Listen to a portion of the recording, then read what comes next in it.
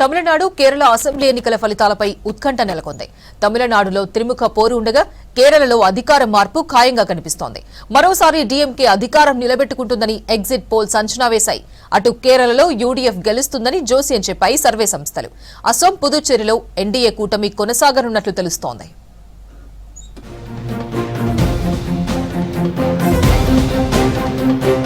Tamil Nadu, Kerala, Assam, పుదుచ్చేరిలో assembly ఎన్నికల heat నెలకొంది. తమిళనాడు ఎన్నికల్లో డీఎంకే, ఎన్డీఏ, టీవీకే పార్టీల మధ్య త్రిముఖ పోరు ఉంది. తమిళనాడు ఎగ్జిట్ పోల్స్ లో డీఎంకే మళ్లీ అధికారంలోకి రాబోతుందని మెజార్టీ సర్వే సంస్థలు అంచనా వేశాయి. యాక్సిస్ మై ఇండియా లాంటి కొన్ని సంస్థలు సినీ నటుడు విజయ్ టీవీకే పార్టీ అధికారంలోకి రాబోతుందని జోస్యం చెప్పాయి. దీంతో తమిళ పాలిటిక్స్ హీట్ ఎక్కాయి.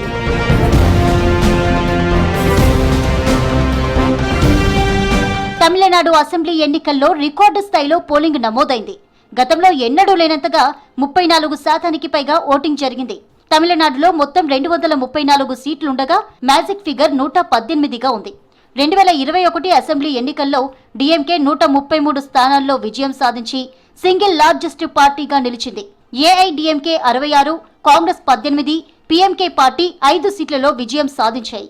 2021 ఎన్నికల్లో ఓవరాల్ పోలింగ్ 76.6% జరిగింది. దీంట్లో డీఎంకేకు 38% ఓట్లొచ్చాయి.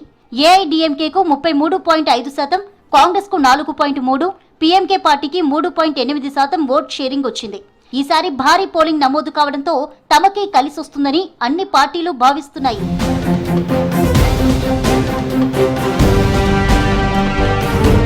తమిళనాడు ఎన్నికల్లో కీలక నేతలు పోటీలో ఉన్నారు.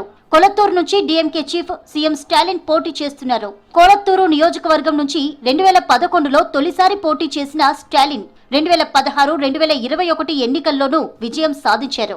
చెపాక్ తిరువల్లికేని నుంచి డిప్యూటీ సీఎం ఉదయనిధి స్టాలిన్ పోటీలో ఉన్నారు. సినీ నటుడు టీవీకే పార్టీ చీఫ్ విజయ్ తిరుచిరాపల్లి తూర్పుతో పాటు పెరంబూర్ నుంచి పోటీలో ఉన్నారు. ఎడప్పాడి నుంచి ఏఐడీఎంకే సీఎం అభ్యర్థి ఏకే పళనిస్వామి బరిలో ఉన్నారు. బోడి నాయకనూరు నియోజకవర్గం నుంచి డీఎంకే తరపున బరిలో దిగారు మాజీ సీఎం పన్నీర్ సెల్వం.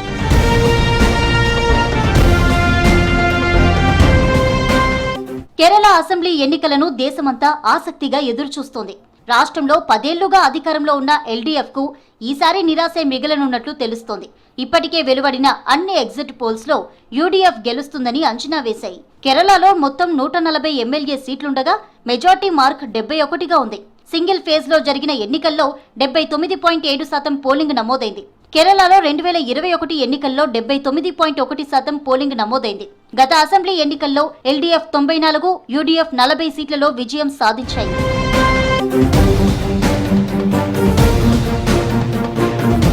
అస్సోంలో హ్యాట్రిక్ విజయంపై ధీమాగా ఉంది బీజేపీ.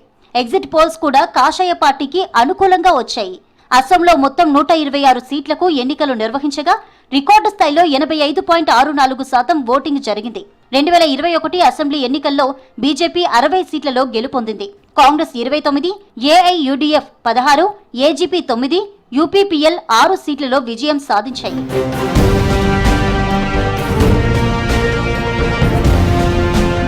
పుదుచ్చేరి అసెంబ్లీ ఎన్నికల్లో మళ్లీ ఎన్డీఏ సర్కార్ ఏర్పడుతుందని తెలిపాయి ఎగ్జిట్ పోల్స్. 5 రాష్ట్రాల అసెంబ్లీ ఎన్నికల్లో గెలుపుపై అన్ని పార్టీలు ధీమాగా ఉన్నాయి. ఇప్పటికే 5 రాష్ట్రాల్లో రీసార్ట్ పాలిటిక్స్ స్టార్ట్ అయ్యాయి.